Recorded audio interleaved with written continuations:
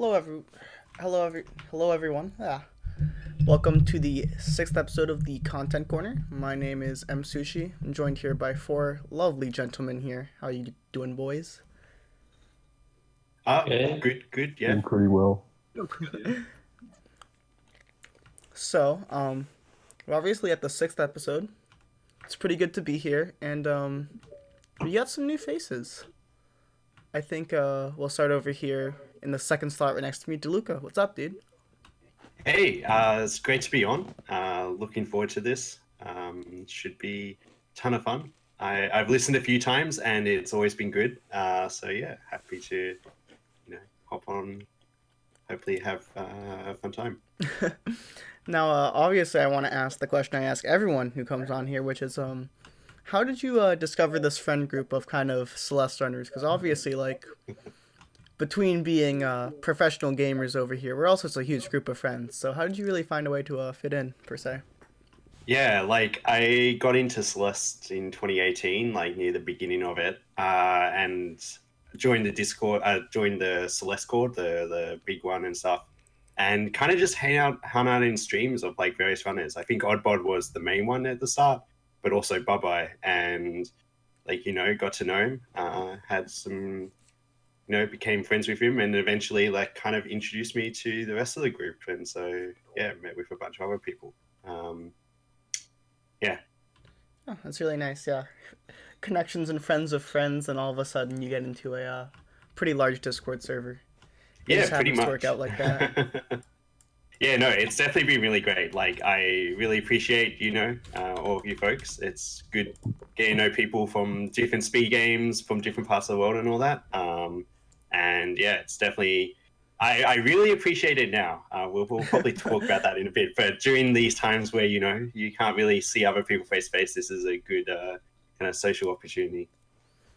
And obviously, I feel like most people we've had on the podcast, less related, we've been we're a lot of RTA grind monkeys, to put it straight. Really like those RTA runs. I know obviously you're not a stranger to RTA runs, but is there something more special that you'd like to tell your audience about yourself? Yeah, so I do quite a bit of tassing of this game. I definitely have way more hours tassing now than I do playing RTA. And yeah, I really enjoy it. It's something that I find fun just to do kind of in my spare time, not necessarily streaming it, although streaming is pretty fun. But like, when I've got nothing else to do in the afternoon or evening, it's just fun to, hop up, try and figure out some fun strats, try and go fast, that kind of stuff. Yeah. I guess, but before we move on, I just want to ask. You say you estimate you have more hours tassing than actually playing. How many hours do you actually have total in Celeste? Do you mind? So let me quickly glance at Steam here. So I think I have 2,500 at the moment. Holy crap! I would say like 400, 500 of those hours are like RTA running. Probably like 300, 400 are making custom maps, which I did do a bit. Really fun. And the rest, so that's about 1,500 hours, are probably tassing. Yeah. Wow. I mean, Yeah. I. That's probably how much hours I have real time running, to put it bluntly. Like, wow, that's crazy.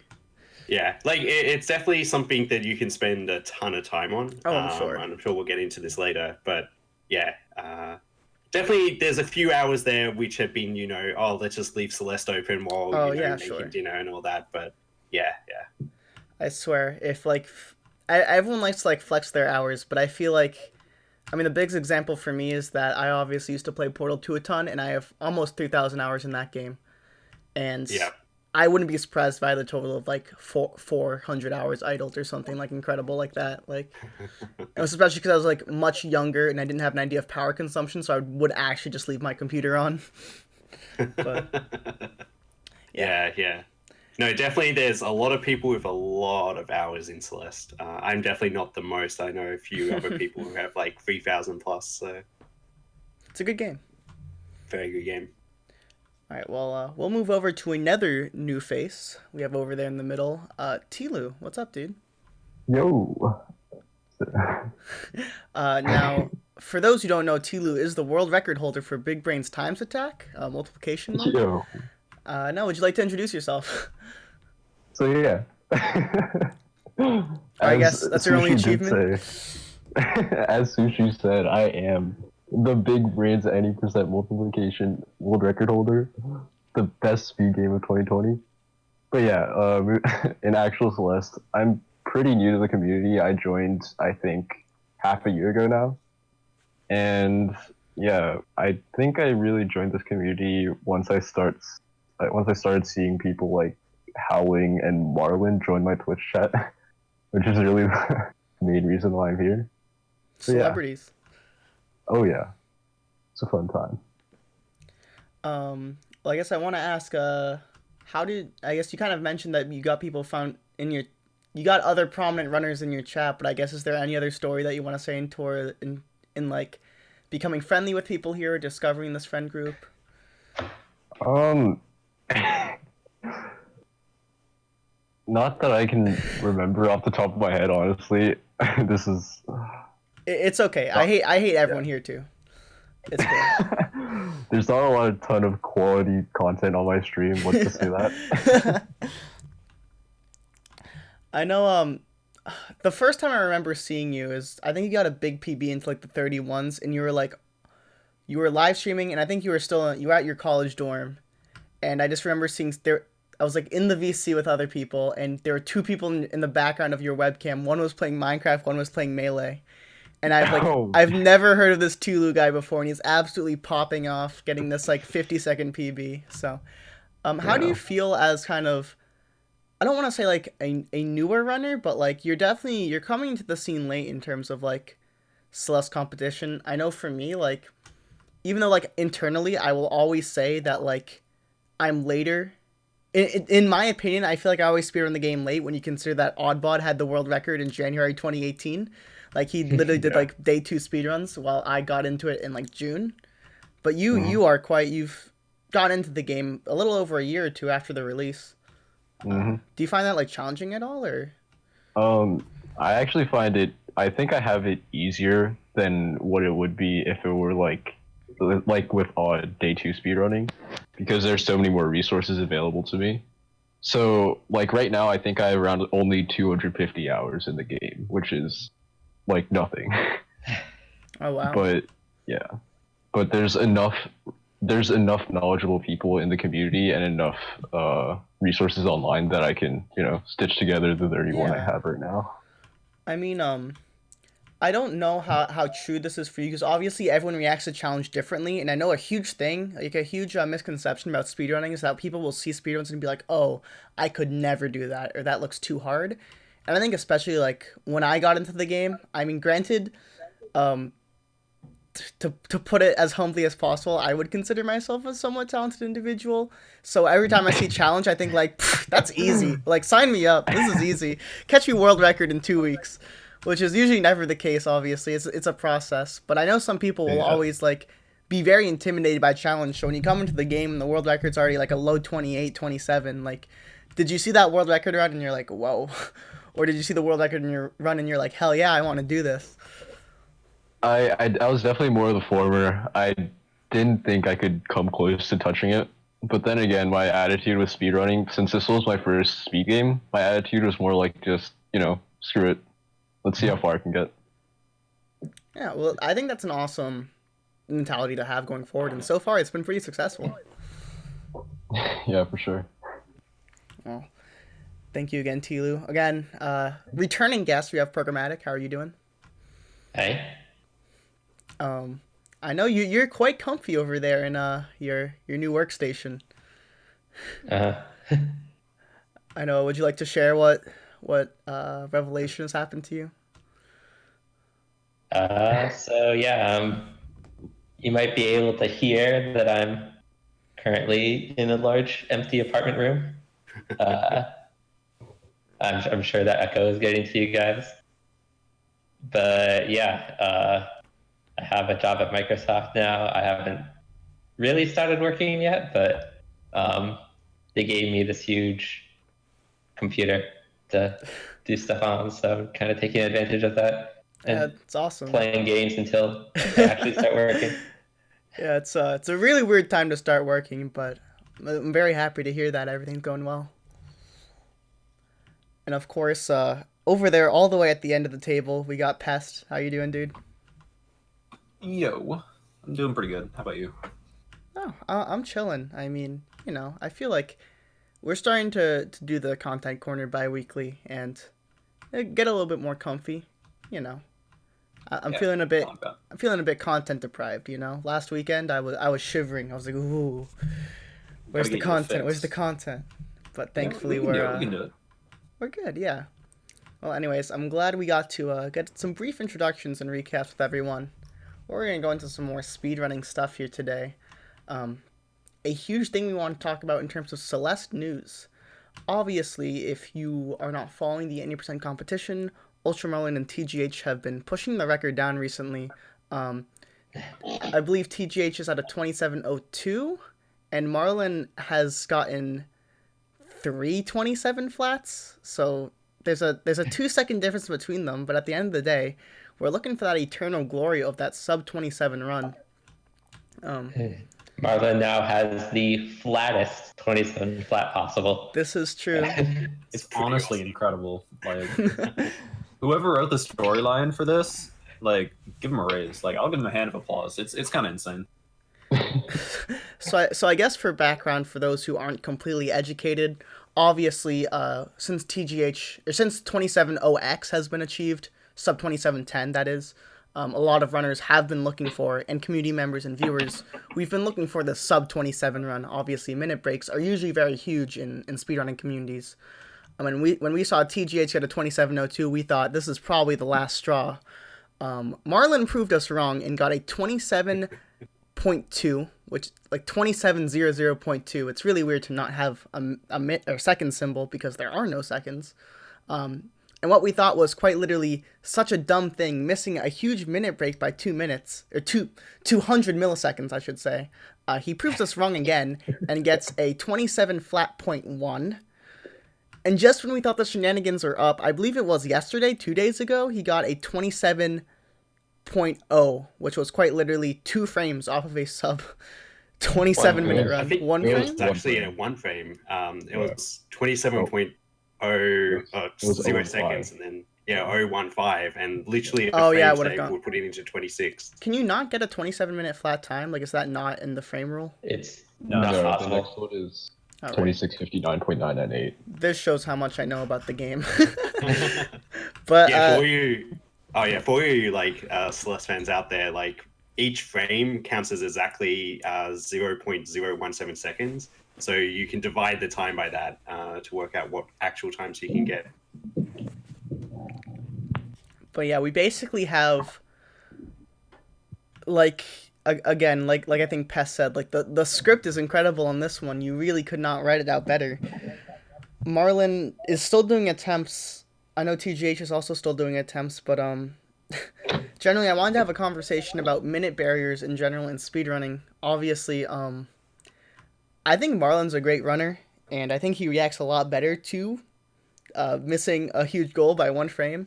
I don't know about you guys, if we just want to have a little, like, empathy section, but I know personally, if I got the time Marlon got, I would go crazy. I would hate myself. I'd, like, go through, I'd frame by frame look at every cutscene skip and be like, I could have saved it there, or there, or there, you know?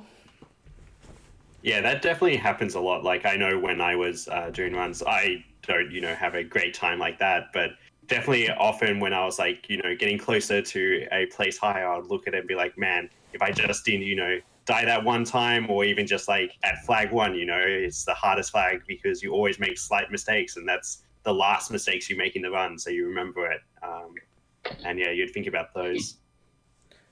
I know, personally, when I was trying to get sub 30 at the time, I ended up, like, I remember the day of a run, the day I got a 30:07 earlier, and it had a flag 1 death that was probably about 7 seconds, so I remember I screamed no really loudly. There's still a clip out there somewhere I'm sure you can find, and I was, like, really frustrated, and all I remember is my friend Brian Otto, he was at GDQX, and at the time he was in the stream room watching the runs, but he had my stream open on his phone, and apparently he told me about how there was just a very loud no coming from his phone, coming from a 16-year-old Celeste runner, and like everyone was looking at him funny. That's But, amazing. That's amazing. Yeah. I know I was really frustrated, but thankfully I ended up getting sub 30 like later that day, which was really relieving for me. But Yeah, that's good. now, does anyone else here have any like personal stories about minute breaks? Oh, I got one or two. Maybe, yeah. go So for it. when I was still very bad at Celeste, and I think I was pushing either a 32 or a 33. I was not good, and I got a very very good run for me, and then I got into 3K. It was a great time, but by that point, I hadn't practiced a ton because I was still really new. I didn't really respect Summon enough to put in all that. I then proceeded to get a 340 flat 3K and miss, I think, 33 or 32 by 3 frames Ooh. in a 340 3K, which is very very bad. Yeah. And that was 3 months ago. And I want to say 2 or 3 days ago, honestly, I was pushing for a 29 because I've been grinding up to that, and I put in the work in 3K from there on, but I got like a 239 that I could get, and then proceeded to get into 3K on a really good pace. All I needed was like I want to say like a 258. So I was feeling fresh. I was feeling good. And then I died 3 times on flag 3, and proceeded to get a 301 and missed the sub 30 by 4 seconds. So I am now the proud owner of the sub 30 gatekeeper spot. I took it from Fell, and it's a flag I wear with pride. Yeah, and since then I have done runs for like the past few days, but it's just a mental thing. For some reason, I can't get out of early game. It's a big part, you know. It's kind of like a rite of passage, though. It happens to everybody, but it always sucks when it happens. Yeah. No, I think I also have one of my own. So the first category I ran at this point, I think, was City, and so I was basically just grind monkeying City for way too long. And there was one run I got that was an insane pace that I think was maybe on pace for sub 1, but that wasn't what I was going for at the time, right? I was going for like a 1 flat. But I ended up just making some random mistake. I think it was the last room I missed a quarter boost or something. I lost 0.2. And the run ended up being a 101.018, I think it was. Oh wow. And so from there, I just I added a ton of new strats to try and get 1 flat more consistently, but then I ended up doing 7,000 more runs to get a sub 1. Oh wow. Dang. But that That's was a not good time. Celeste in a nutshell. I don't know what is. Yeah. I guess if anyone has any more stories, feel free to interrupt me. But I want to take a better look at not only just like, you know, minute breaks, but I think a huge example of minute breaks specifically in Celeste is the entire All Red Berries leaderboard right now. A huge example has been Babai, who had a goal of getting a sub 48-minute run for probably like a full year, honestly, it feels like. And he just recently, about a week ago, demolished his goal, getting a 47-13, I think, 47-12, 14? 12. Yeah. So beating his minute goal, getting, as the world record holder, getting about a 50-second PB and getting that minute goal out of the way, which is, I mean, you got to think that has to be a mental block, right? Oh yeah, 100%. Oh yeah. Yeah. We've seen enough clips at the end of runs from Bubs' stream to know that sub 48 had been coming for a while, but it just kept getting taken away from him by just the tiniest little margins. So Yeah, I was going to say, like, we talk about Flag 1 a lot, but that last core screen where you do the ultras, there are some really good clips of you people getting ultra screwed in the last one. So I think Game Sushi, you have one as well. My literal like most popular clip is me screaming at Babai. For, that is one of missing my those. favorite clips of all time. For the corner at the end of the PvP one. Yeah. Yeah. But yeah, it's actually really interesting when you look at the whole All Red Berries leaderboard. I pulled it up here. I know Scott was trying to get a sub 49-minute time, which he got. He has a 48-49. Nero also just barely under that 49-minute threshold. TGH, who I know did runs last summer, has a 49 flat, which I know he really wanted that sub 49, but eventually gave up, which is another example of like that minute barrier mental block. Chai Kitty currently has a 50.01, and I believe earlier today or yesterday, Oddbody got a 50 flat. Yep. So this leaderboard is quite literally a representation of minute barriers. It's crazy to see, and it's very common for goals. If you probably go in the speedrun category on Twitch right now, you'll see so many people blank game, blank category for sub minute, whatever the minute threshold would be. And I guess I just kind of want to open the floor up to discussion here. Like, why do you guys think minute barriers are so prevalent in speedrunning? Like, I think it's human nature to look at, round times and go, yep, that's a good goal or something like that. Like, we also see, I think, second barriers in stuff like Super Mario Brothers. Like, people like, oh, get sub 455 or sub 456 or something like that. But yeah, definitely humans love their round numbers, and minutes are, a decent goal. There's a lot of room within them, and a lot of games, the rough times 30 minutes to an hour. So it's pretty, like, a minute improvement's quite a bit. Imagine how many more world record barriers there would have been if we used like a base 5 number system. It's interesting to think about. I know for sure, like, in particular, obviously, everyone, I don't know about you guys, but I don't plan on running Celeste for the rest of my life.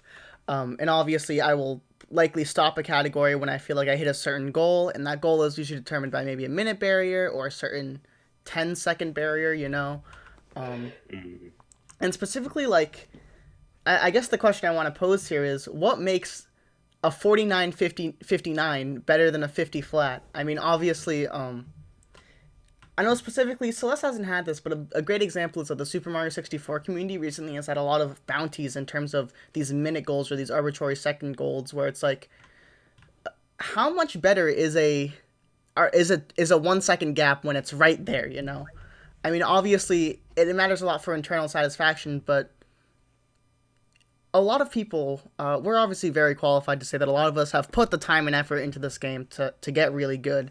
And getting a good run, sure, you can Google search Celeste any percent world record, but putting the time in to get that product, it takes a lot. And obviously, to even match your PB can sometimes take hours and days and weeks of practice and attempts. And to put hours and weeks in just to get that 1 second PB, how much does it really matter? That was a lot to say, so... Yeah, I guess it's like, you set a goal, right? Like, usually people will be like, I want that sub 50 or something like that. And obviously achieving that goal can feel great. Like, you feel like you accomplished something. You feel like, you've got something that a lot of other people would kind of be going for as well. And you can put down the category.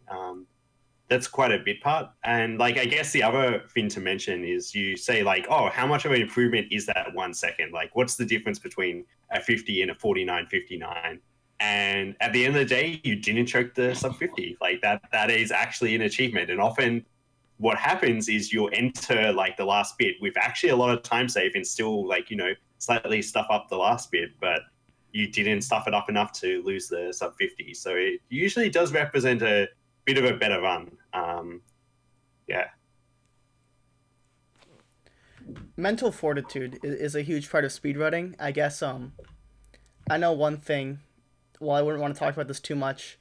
TGH is a full-time streamer, and that's probably a part of his success, of his dominance to this game.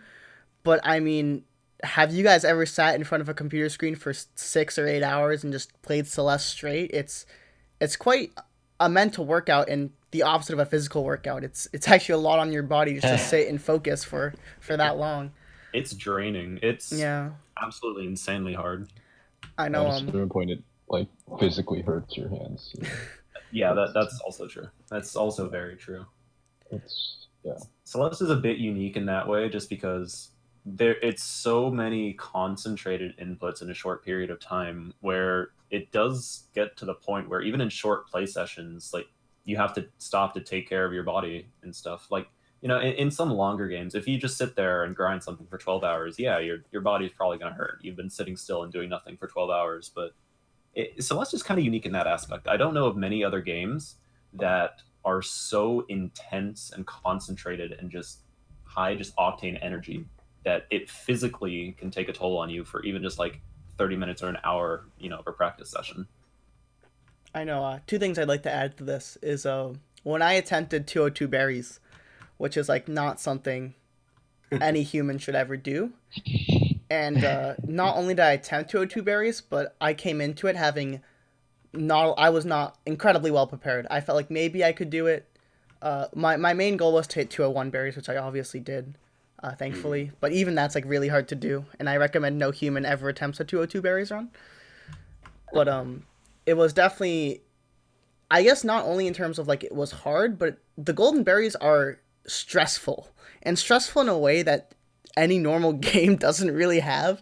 And it's like literally I played for probably about 10 hours, and it's like at the end of the day I was like, oh my god, I like, my body feels so weird, like Jesus. And like in between I was like getting up to eat food or whatever, and it was just, like it was legitimately so stressful for my mental and for my body. And I know definitely. Oh yeah. I actually was gonna move on, so if you want to say something. Like I know, like it's been a while since I've done RTA running, but one memory that sticks out is I did some speed running of some custom maps, and one of them was the old Summit D, and I remember at the end of my PB in that, just like, the adrenaline rush and the handshaking entering the last screen of that was immense. And afterwards, it feels like you kind of like done a bunch of exercise, you had a huge amount, your heart's beating, you're, a bit sweaty and all that stuff. So like definitely in terms of stress, you can get seriously stressed out playing this game. Especially if you're on PB pace. Another thing is, like, we mentioned, like, it can be damaging to your hands. Do people, like, worry about this or have certain setups in order to kind of mitigate that? I just don't play the game enough to hurt my hands. That's a good way to do it. It's a very good way. I think it's a thing where you don't really know how important it is until it hits you. I know someone, the best example I have was closest to us is I know Vlad has a lot of hand pain. And I know when he was like kind of at his, not really at his peak, to not be incredibly rude, kind of getting off of his peak when he was playing a little bit less, he would like stream, and then he'd be like maybe an hour or 2 hours in, he was just like, my hands hurt too much, like I can't play. And I know that hurts a lot for him, not only for his hands, but because he wanted to play a lot. And I know people who talk about, I mean, I would say I'm a better advocate than most for like taking care of your hands. Usually I know back when I played Portal a lot, I try to get in the habit of subconsciously during loading screens doing very small hand stretches. Just making a small difference, even though it probably didn't matter too much. But consciously being aware that, like, hey, it is not good for your hands to be in this position the whole time. Yeah. Like, I know, I also, work on a computer all day, but I had to set up some books to kind of rest my wrist on, just because I was finding that I would, get some wrist pain after, playing Celeste for an hour or something. And that's really helped, actually. Like, I haven't had that issue since, but definitely was, a bit scary for a moment where I was I'll do some practice, and then an hour, and I'm like, dude, my wrists are, really hurting. This is, very worrying and stuff, so... I know. One thing I want to say is that, I mean, recently I've gotten better friends with some people who speak on SMO, Super Mario Odyssey. I know specifically Timpani runs a lot of the All Moons category, which is literally 8 hours long, real time. Oh, wow. I think there's a couple places you could maybe use the bathroom in the run, but it's I always make fun of him where it's imagine you wake up one day and you're just I'm going to play Super Mario Odyssey for 8 hours. And then you do it again the next day. It's it's crazy to me. I don't know. Yeah, Super Mario Odyssey is obviously with Celeste, you're holding a controller or you're on the keyboard. But Super Mario Odyssey is unique because you have to shake the controller a bunch, right?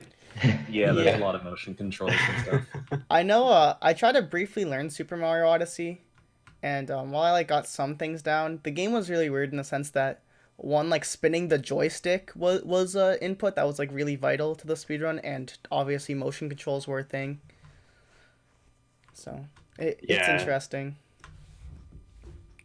Definitely a unique control scheme. Like I think there's not very many games which kind of go beyond just holding a controller, be on the keyboard. I was gonna say to go on a complete different tangent because I'd love to share this with people. Obviously, Half-Life Alyx came out recently, Yeah, and it's the okay. first. It's probably, in my opinion, the first really, really good VR game. I'm obviously a Valve fanboy, so I'm biased in that. But obviously, people have been trying to speedrun it, and there is a clip you can do that skips an entire chapter, and to do so, you literally have to lay completely down on the floor, pause the game, and then stand up, and you clip through a wall. And it's so funny to me.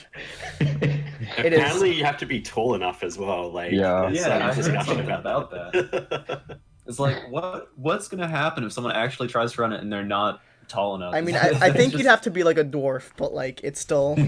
Oh, is it not I mean, that? you could probably Okay. like get a chair or something. I mean, that's also Yeah. true, but then it's in VR, so you just have to like feel for a chair. Someone's gonna like do that. There's gonna be a clip eventually of someone going for that clip, just eating, just falling and just. Oh, I really want this now. I desperately want it. I'm excited. I can't wait. I'm for the day. surprised there aren't like more VR clips of people just like eating shit. To be fair, like As part of the beginner's Half-Life Alyx speedrun guide, the first thing you do is print out one of those "you must be this tall to ride" signs, and then measure yourself against it. Oh, that's amazing. it'll be interesting development for VR games when like the games start getting incredibly good, but the hardware doesn't progress. So it'll be like you'll be walking into walls, and you'll be running into your chair. You have to clip through the actual walls of your house. That's an idea. I'd be down. Yeah, definitely. I think like as VR games become more popular, we're going to see a rise in injuries from people, running into walls or like falling over and that kind of stuff. It's kind of like all the game theory videos where it's like, will a Bill actually kill you? And it's like, well, let's find out. But yeah, I guess that was an interesting intervention we had there. VR is really interesting. And does anyone here own a VR headset? Nope. I wish. Nice. I It's am like- both broke in money and broke in real estate. So even if I had money for it, I live in a postage stamp, so that ain't gonna happen. I'd have to not sleep or not have a bed or just sleep on I'll the floor. probably be getting like a free HoloLens in like the next few weeks because that's what I'm working Wow. on. But That's exciting. That's awesome. Let's go. I know personally I like really want to get one, but it's just so much space to clear out, and it's also just like there aren't a large amount of really good games, for the investment that you're spending. Yeah, I went to like a VR cafe, I guess you'd call it, where basically like played some multiplayer games, and it was kind of fun, but like I don't think any of them I'd play on my own. And with parties, like you'd have to spend, like $4,000 getting 4 equipment, having like the room to put them in, and it's just such a big investment for what you probably would use like a few times a year, basically. So yeah, I've only played like 3 games on VR, and I actually don't really like it as much as just playing on a normal screen. yeah. I will say I'm excited for VR once it finally gets more affordable and just better for everyone. Like it seems really cool, but it's still relatively new tech that just hasn't been flushed out yet. So I mean, yeah, there's either like put your phone in the box or hook it up to your $2,000 gaming rig, and there's no in between right now. yeah, it's a little bit polarizing. Yeah. Well, I figured we could move on to our next topic, which is something I think Luke can probably do a better job explaining, but we want to talk about tool-assisted speedruns, TASs. recently, I think last week on this very channel, I think literally like 1 week ago exactly. Like if you go in the VODs, you will find we did a task showcase of the new released Any Percent tasks, and also some task shenanigans in there with the D sides, which is really cool. Obviously, tasking has its own kind of memes in the Spearrun community, like who is this TAS guy? Why is he so good at every game? Where can I find his stream? Things of that nature. But obviously, as Luke had pointed out before with his incredible amount of hours, tasking is not really just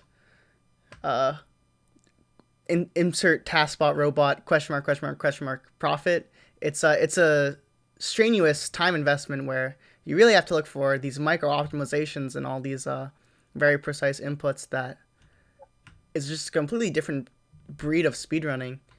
I know, Luke, do you have any things you'd like to say to like a non-tasser audience that is interesting in terms of a task perspective? Yeah, I guess like as you said, like a lot of it is it's very time intensive. Like a lot of it is you're kind of stepping through the game frame by frame, and so in a normal speed run, 20-minute speed run, there's like 1,000, 2,000 frames or something like that. So you're definitely it's not a short like process. You can do it quickly if you really want to, but often if you want to make something that looks really great and actually looks, like a task speed run where people go, wow, that's amazing. Like I never would have thought you could do that. You really need to spend a lot of time looking for strats and kind of going over and getting the inputs correct.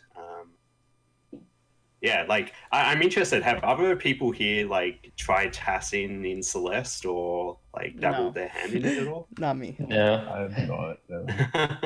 I've that's wanted fair to for a while, but I just never knew where to start. And then I just started grind monkeying RTA, and then I just kind of got lost. But it seems really, really cool, but it seems weird to get into just from. I've played some like optimization based puzzle games, but that's about the closest thing to tasking I've done before.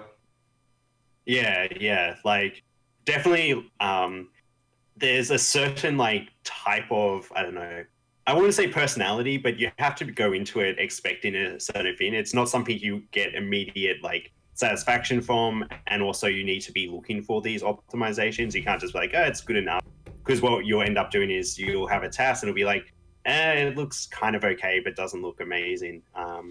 And it isn't really that optimized. So, but yeah, definitely like getting into it is definitely one of the hardest things.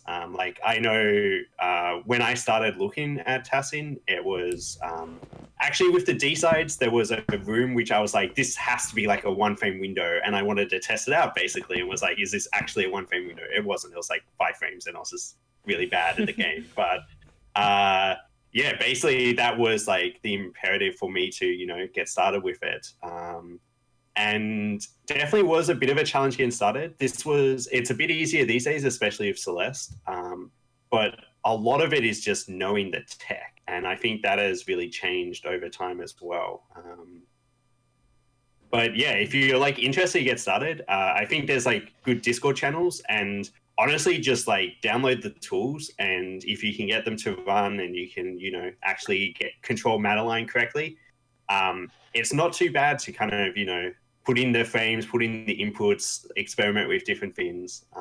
I think quite a few runners have done small sections just to work out consistent strats, but yeah, definitely something I'd encourage you to do at some point.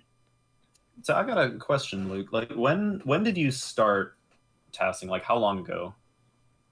Yeah, so I think it was like a year and a half almost ago at this point. As I said, like it was 5D, one of the custom maps for this game. Basically, I was like, hey, I really want to figure out like if this screen is like possible, or like what the frame window is for this screen. And when I like looked into it, I was like, oh, I might as well, just start from the start of the level and just go the whole way. And yeah, ended up actually making a task for that whole level in the end. So, but that was at the start, and yeah, then kind of just went from there. Yeah, it seems super interesting, but I don't know if it's just my personality. But whenever I look at the TASs, like the current any percent one, that are just like super crazy impressive, it seems really difficult to get into because it seems so super high tech, and I wouldn't know where to start. So it's like, did you ever feel that way, or did you just start like kind of on your own and build up from there? Yeah, like I think the way I started is probably the best way these days is like pick a custom level or something someone hasn't done and go from there and like start doing that, because then if you just go, hey, I want to improve any percent, unless you like 100% know what strat it is, it's probably not going to improve it.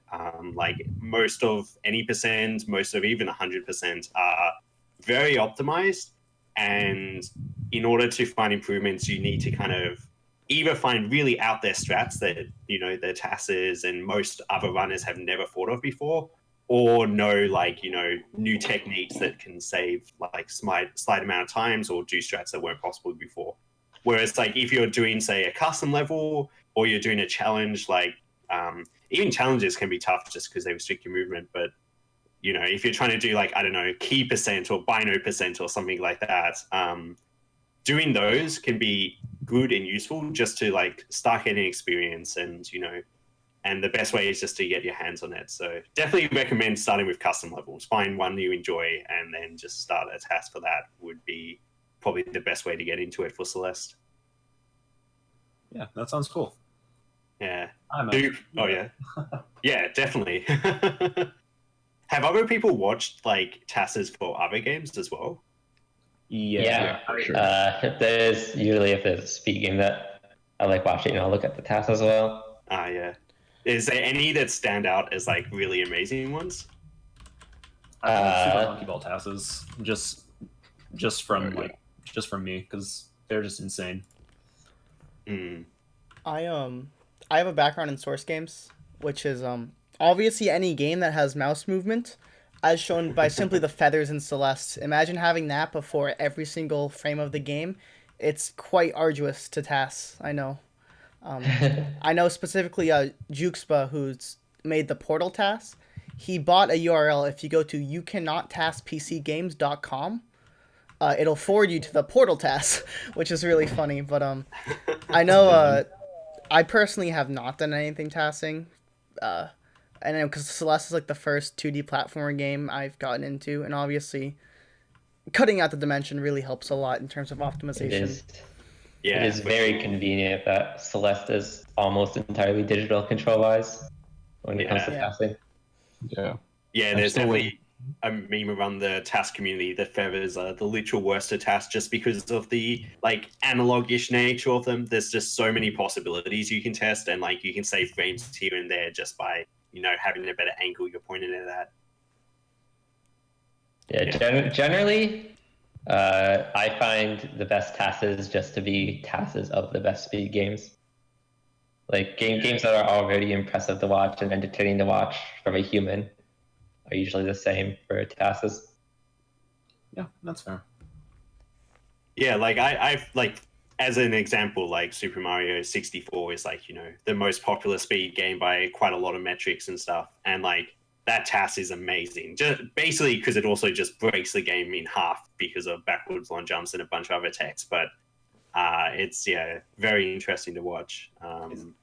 Is that like they have parallel dimensions or something in that task? Is that, Yeah. is that what goes on in that? Like, it just sounds absolutely insane. It just sounds cool to watch. Like, it's like, I use a parallel dimension to do something in SM64. You instantly go like, what does that mean? I need to go watch it. So it sounds really cool. You could watch Ted and Cook for hours. That's Yeah, I really- think one thing I want to add is task content is super interesting. I know Pan and Koak is like the huge like meme of like, well, first we need to talk about parallel universes. But that video is like honestly insane, and all of his other videos, like, sure, maybe like sometimes when I watch them, I feel like I'm a 6-year-old thrown into a college lecture. But they are like somewhat interesting, and it's crazy that like wow, someone literally found this stuff. Yeah. Those Additionally, videos are like as much of a lesson on N64 hardware limitations as they are on SM64 speedrunning. Yeah, like I think for stuff like that, it's just so insane how the game can be pushed like that when it was not made with that in mind, but it's just it works out through the software and the hardware, and you can just push it to overflow something, and it shatters the game, and you can rebuild it in this, and like however you want to do it by arbitrary code or whatever, or by doing some random stuff with parallel dimensions. Just like how did this happen? It's so incredible to take it all in, and then just see the end result. I think TASs are crazy impressive, just in general, but. Yeah, like arbitrary code execution aside, because that's like you need certain conditions for that, but when it happens, like the run doesn't necessarily look the most impressive. It usually is like weird stuff happening and then suddenly they're in the credits. But like the actual mechanics of how they achieve that and then how they build up the code to actually go to the credits are usually absolutely amazing. But definitely like a lot of tassing is you need to know how the game works, usually at the same level as the developers. You may not need to know how like the graphics happen, or except for some games, but you need to know how the physics engine works, like down to a T. And that can be pretty fun to learn. Like definitely it helps, having experience, like knowing kind of how physics engine should work or how like programming works. But you don't need a huge amount of knowledge there. It's just like a bit of stuff about how numbers kind of function, and kind of a bit about like how you would like basically program it. But once you've done that, like it's really fun, like looking into exactly how you would, abuse these mechanics once you know about them. So I want to ask super quick. Obviously, I don't know if I believe Celeste is the only game you've tasked. Quote me if I'm wrong. that's correct, yeah. Okay, quote me if I'm wrong, not correct me. But have you ever like, in your time tasking, has there ever been like check was found and the whole run just gets thrown on its head? Like, well, now we need to check everywhere if this is applicable. Like, obviously, you said you need to know the game as well as the developers, but oftentimes the developers don't know these glitches and we find them, and then you think you know the game so well, and then another glitch is found. How much does that like affect tasking? Yeah, that's happened quite a bit with Celeste. Definitely since it's a new speedrun, and like when I got started testing, I want to say it would round about the half, like the midway point in terms of like tech discoveries. So demo dashes were discovered, but they have completely revolutionized the tassing demo dashes in general. So before they were discovered, like I know for RTA runs, it's also changed like a ton of strats, like not just demo dashing through spikes and stuff, but also ways to do demo hypers. But manipulating that crouched hitbox has made so many strats possible. And obviously, as a task, you can just basically go through spikes as much as you want with demo dashes. So fortunately, I came after that, so I already kind of knew them.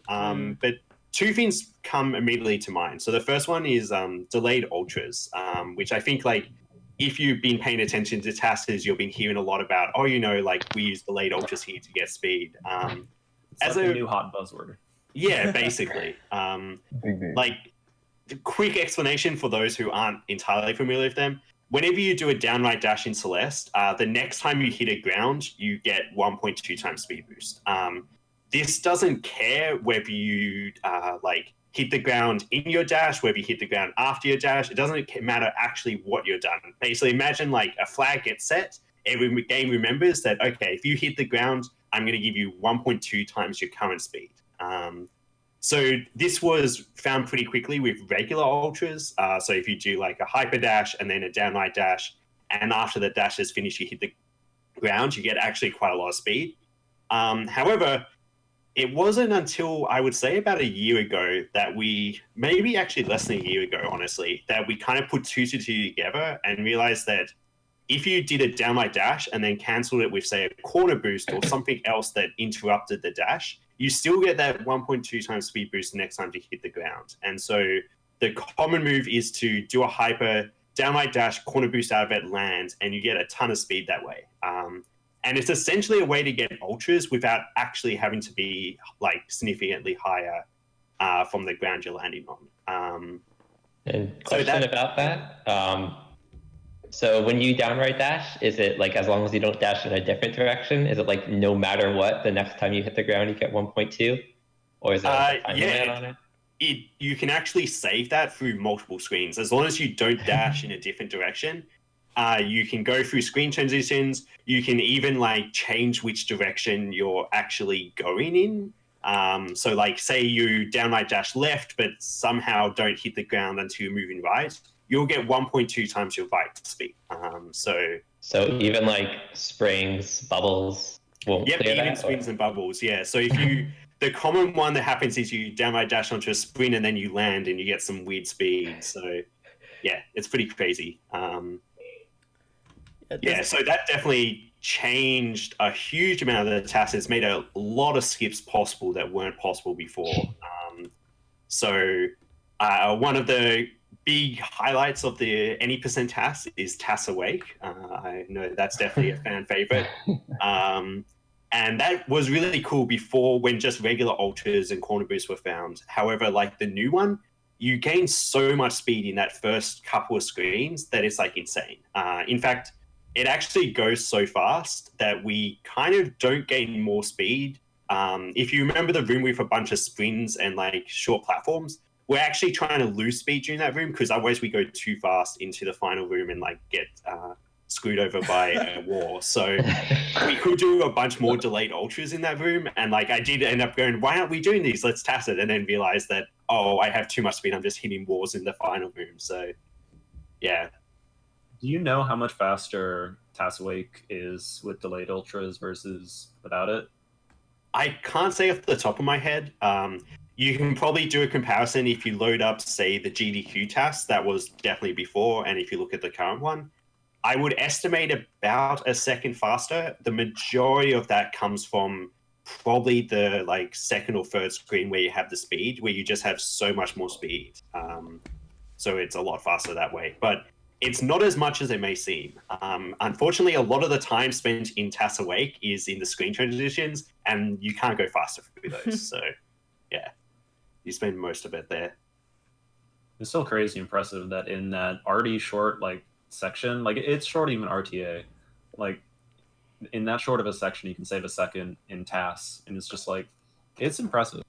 And TAS Awake was already impressive already, and now it's just like, oh my gosh, it's just insane. Yeah, definitely. Like it's amazing what you can do with that kind of stuff. I think also another big one was Chapter 4, the cliff face. So that one, I think you do I don't remember if you necessarily use delayed ultras, but that one saved a huge amount of time just being able to figure out a way to conserve speed through that screen. So, yeah, I guess moving on to like other discoveries. So we had delayed ultras. The another one that recently came about, which is actually very recent, we haven't fully explored it, is getting our dash back, or rather getting like landing on spikes off moving platforms or in wind. So basically what happens here is, say there's a wind pushing you left. What you can do is you can actually technically land on a platform with spikes on it, using the wind to push you into it and then falling off on the next frame. So if this platform had regular spikes, the ones that just, go up, you don't get your dash back, but you can be putting coyote frames, which means you can then do a hyper. However, the big one is if it has spinners, so the circular ones, you actually get your dash back, and this can be used a huge amount of time. So that, I think Uni found that really recently, like this year, basically. And we're still looking at ways to use it through the 100% in D-sides and other maps as well. So, yeah. Definitely interesting discoveries. I'm sure there's going to be more. Another final thing to mention is subpixels, which we love mentioning. I think a lot of games have subpixels as well, so yeah. I want to ask Luke, how many tricks in Celeste are subpixel perfect? Don't say that too loudly. You'll get banned or cancelled from the chat streams. Yeah, so saying subpixel perfect, in case you didn't know, is actually like you get the intention across. It's not correct though. Subpixel precise is a much better way of saying it. Since basically subpixels are real numbers, if you're familiar with math. So there's technically infinite. There's not actually infinite, but it's they're floats, right? Yes. Yeah, The minimum interval of a float, if that's the size, then it would be subpixel perfect, but that's probably never the case. yeah. It's like technical programming terms, but there's a huge amount of different subpixels you can be at, and so often it's a range of subpixels which are when a strat will work. So saying subpixel perfect, not correct because there's not one value, which is what perfect implies. Precise means there's a small number of them, which is definitely correct. Yeah. So that definitely just on the subpixels, that's probably one of the like hardest things to learn to do with Celeste Hassin, and a lot of strats and a lot of like frame saves are due to manipulating subpixels. And being able to do that really well is like definitely takes a lot of trial and error and a lot of time, but it can be very rewarding. Like can make strats that you wouldn't think is possible actually possible. Like that's how the first auto scroller skip and ridge works, right? For like the RTA strat, you do something to manipulate your subpixel so it works. Yeah, definitely. So by jumping, that first jump you do into the ceiling sets your subpixel to like the default value of 0, which means you're guaranteed that the strat works because that's a subpixel works. Which is really cool. Like that kind of manipulation. Honestly, I think that's probably going to be one of the big things that happens as Celeste running evolves. Is people learn to manipulate subpixels in order to do precise tricks like that and get them more consistently. Like I know, I forget Marlon may have been looking into this, but for the second auto scroller skip in Ridge, trying to manipulate subpixels so you can always get the skip correctly. And another question about the wind pushing you into things. So is it basically like the first thing that happens in a frame is that the wind moves you, then collisions are checked, then inputs are processed? Kind of the other way around. Like the first thing that happens is you move based on your current speed, which doesn't take into account wind. And so that then does collision checks after that, and then the wind will push you. So basically, you're safe. On the frame before you move, you're still safe right next to the like platform. Collision checks are done, and then the wind pushes you into the platform. And then after that, or I think rather the next frame, the start of that, it checks if you're on a platform, gives you your jump and dash back, and then you move off the platform. Then it does collision checks, and the wind pushes you again. So basically, yeah. I thought that the way that downwind spike jumps worked is that the wind pushes you low enough to get your jump back, and then you jump, and then it checks with spike collision, but you're already moving up, so it doesn't kill you. It's exactly the same way as I described. So okay. Same thing where basically you're actually above the ground on the frame and then the wind pushes you in after collision checks are done, and then the next frame you do a jump, and then it does collision checks again and goes, well, you're moving up, so it's fine. Oh, okay. Yeah, so you can buffer a jump on that frame because basically the game goes, oh, you have your jump. Okay, you can jump now. Oh, look, you're entering a jump input. Let's make you jump now. So, yeah. Definitely very interesting. Wind isn't the only one that does this. I think also any moving platforms already can get abused so much in the TAS, and now there's even more ways to abuse them, even if people decide to put spikes and spinners on top. So, yeah. I know. I think. Oh yeah. Go ahead. I was gonna say it's always interesting in terms of that. Prague obviously has most of the questions there, but I obviously don't understand everything too well, and I think that really shows how tasking is so much different, and especially why task content is so popular to me. It's it's really it's cozy in a sense hearing all this very mechanical talk that I might not understand, but maybe I understand. And I have a couple thousand hours in this game, so I feel like I'd be qualified to understand.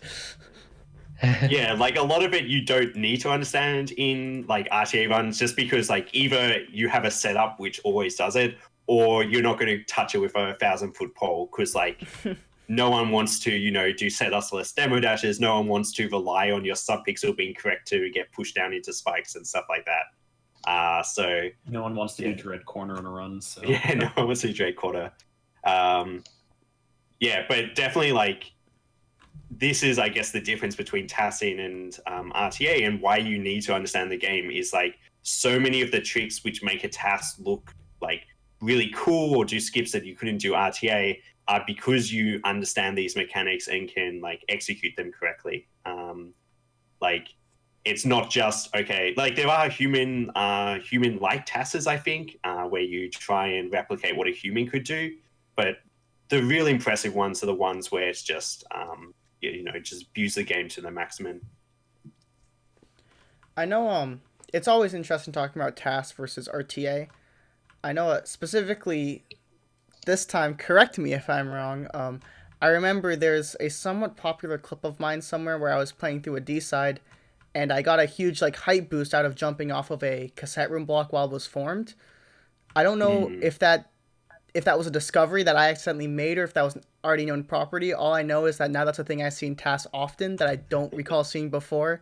I know it's oftentimes that even though while TAS and RTA are often as speedrunners, obviously as not kind of outsiders to the scene, we do these runs. We kind of consider them as two different brackets. They're almost completely different, but obviously we see that these real-time shenanigans sometimes actually turn into huge TAS successes, and some small optimizations in TAS actually prove to be RTA viable. This kind of crossover.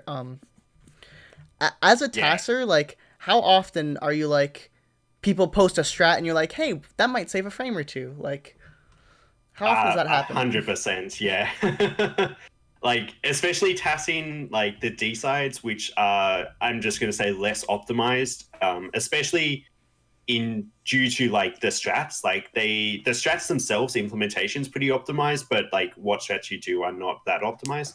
There's a ton of times I see, like, casual players or runners going, oh, this is an interesting way of doing it. I'm like, yeah, that's going to be so much faster than what the TAS currently does. And it's interesting you mentioned the cassette blocks, because like I don't know if you were necessarily the first person to do them, but definitely that was like put them into the community's mind. And so when TASers approach cassette blocks, they're like, this is now a trick in our books we can use. Another great example of that is Psych found that if you hold digital upright when you begin a feather, you actually get more speed that way. And it's digital any direction, right? Sorry, you need to hold two any digital directions. Yeah, any diagonal, yeah. You get a bit more speed than if you just hold one or use the analog stick. And no one knew about that. None of all the TASers were like, that's a FID, what the hell? But yeah, that's like another example of a RTA discovery, like tech-wise. But there's been tons of like RTA strats. Another one I can actually think of is, this one's very small, but in Ridge, I think in the first cliffside rooms, sorry, not cliff face, in the first old trail room. So after the first auto scroller, it now goes below, after the bubbles, it goes below near the end of the screen. I think Uni was watching I think a casual player basically play through Ridge, and they thought this was the way, or something similar to that, and was like, watch them do this, and was like, that looks like it'll save a bunch of time. And then when obviously it saves, half a second or something going over the top. So, but yeah, definitely like there's a lot of times just watching casuals, watching speedrunners. I think less so in Celeste, you don't usually see weird glitches where like, oh, let's try and replicate that. But often it's like, yeah, you don't see it as like weird glitches or anything and go, oh, how do we replicate that? But it's often just like different ways of approaching a room, or weird things happen that you're kind of like, okay, what, like, let's try and figure out like why that happens or something. And it also happens the other way. Like, I think if you watch TASes, or like old TASes, you'll notice that a lot of the strats they do are now in RTA, and that's because people look at them as inspiration for strats. I can't think of any off the top of my head, but like, do any of you guys know other strats in RTA that have been implemented based off TASes? Situations where a TAS strat becomes an RTA strat, you mean? Yeah. DCB was the TAS strat first, right? DCB, I don't. Oh, Dev's Corner Boost. I don't remember that one necessarily. I remember seeing it first in the TAS, and people were all. I think it was at first seen in a TAS at GDQ. Okay. People were like, whoa, TAS is insane, but it wasn't too long before people saw, oh, actually, this is something people can do. Yeah. I know Lev also found that RTA viable strat for one of the rooms in 0 meters, where you go over and get the berry instead. That came straight from the any percent. Yeah. It's interesting because I feel like oftentimes like TAS routers are a little bit like everything is a little bit too calculated. You have a set of tricks, a set of rules to play by, and it's the fastest possible thing you can do for those set of rules. And oftentimes those RTA runners give a little bit of human error to realize, wait, this is possible, or wait, you can do this. And oftentimes these real time runners, when they go looking for faster, for perfection, they look for the TAS as a kind of force of inspiration. It kind of they definitely coincide with each other. I mean, as you'd expect, but it's not quite a correlation. Yeah, yeah. I know one thing I'd like to point out, because I feel like it's impossible to have a TAS versus RTA discussion without talking about like where exactly is the line drawn between TAS and RTA. And the best example of that I like to give is Super Mario 64's carpetless trick. I believe probably about a year ago, maybe a little bit less, Zaya, who's a single star runner for Super Mario 64, achieved a TAS only trick that would save like 30 seconds or something like that in the Super Mario 64 speedrun. But it's like a trick he probably spent like days and weeks perfecting, and it has a ton of dumb, incredibly precise angles that you need to hit on an analog stick. And obviously, the stream monsters of the community were like, "Oh my god, Cheese, Punkay, Liam, why aren't you guys doing this strat? A human did it now. It's possible." Yeah, and obviously that trick, to anyone sane, is seen as TAS only, but it's very interesting in terms of how the floodgates open. I know especially Celeste is another good example in terms of that. If you watch a run of this game from 2 years ago from this date in March, it would be like laughable how slow the movement is and how much more we know about the game now. And there are so many things that we look at it. Like, I know specifically Doorskip was a huge meme because it was like the first month the game came out, everyone was like, you'd be literally insane to dash through those 7 or 6 or whatever how many pixels there are right at the end of a run. And now it's just commonplace. You know, standards develop, standards get better. But obviously, there's always a line drawn from like, okay, this is just too precise. Yeah, definitely. Like, I think as time and the game becomes more optimized, we'll see more TAS only strats kind of pop up, and also just like the game looking much, much more optimized. Like people, doing shorter hypers everywhere and doing bunny hops and stuff like that. And maybe even some more demos. Like people will just go, it's worth the risk. But definitely, like, I think, there is a kind of tendency that if an RTA runner does something, then therefore all RTA runners should go for it. And I think, it's wise to kind of step back and go, okay, how consistent can you make it? Is it actually worth it to do? But yeah, so. I think a huge thing that's interesting about Celeste specifically is the idea of like consistency, because obviously the way I like to think about like things in this game, they're either like obviously jumping, while it is a digital input, you either press it or you don't. It's kind of analog in the sense that however long you hold it affects how much height you get. And it's always interesting because there are a lot of strats where I'll hold jump for kind of an in-between amount. I won't tap the key, I won't hold down the key, but I'll kind of hold it for a little bit, and it's like completely muscle memory. And you think like, okay, well, sure, for some strats it works, but there are some strats, I think the best example is like Ridge second auto-scroller, where like the jump for that, it's not a small jump, it's not a big jump, it's kind of somewhere barely in between. And it's like you need a muscle memory of like, you should hold jump for exactly this amount of frames when you're on this subpixel. Strats like that in general, I think in most cases the hardest strats in all of Celeste. Like a strat that has you press like 100 buttons but doesn't require you to press them in a specific manner are still easier than strats that require you to just press a few buttons, but you need to hold them for a certain amount of time. Like Bub's Drop, for example, is just one button press, but you also have to press it for such a specific amount of time that it's really difficult. Yeah, like definitely that can be very hard in RTA, just figuring out those kind of like where you're not just pressing and holding buttons or pressing them at specific times, because it's hard to get a visual cue of like when you should release and stuff. But often, muscle memory is something that you can learn over time. So